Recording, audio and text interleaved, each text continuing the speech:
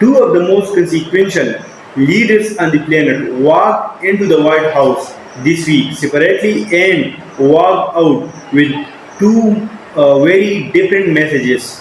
One about a war in the Middle East, one about a war in Europe. Let's break down what actually happened.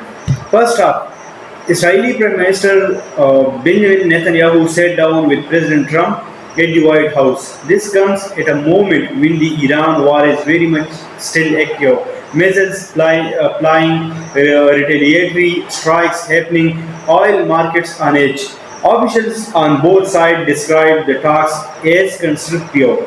The conversation reportedly centered on Iran strategy and broader regional security coordination, essentially how the US and Israel align their next moves as the conflict keeps evolving. Now, meetings like this always get read two ways. One, routine coordination between close allies during an active war. Two, a signal that something bigger is being planned. And notably, it was just hours after this meeting that Iran broke its fast and struck a US base in Jordan.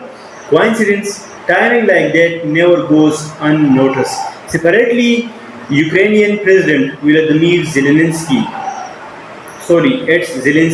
also met with Trump at the White House. A totally different conflict, a totally different set of stakes. The reported focus here was on interceptor production, meaning air defense system. Ukraine needs to knock down incoming Russian missiles and drones, along with efforts to revive diplomatic talks aimed at ending the war.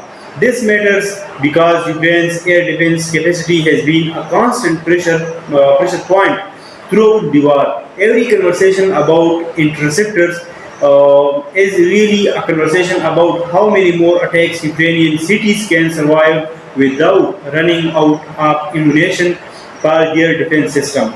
And the diplomacy angle is notable too. Any renewed push for talks comes against the backdrops of a war that's shown very few real openings for a negotiated end.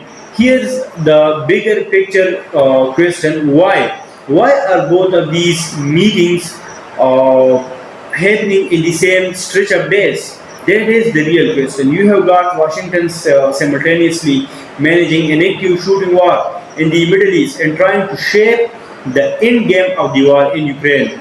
That's two major global conflicts, two allied leaders, 1 week, one White House.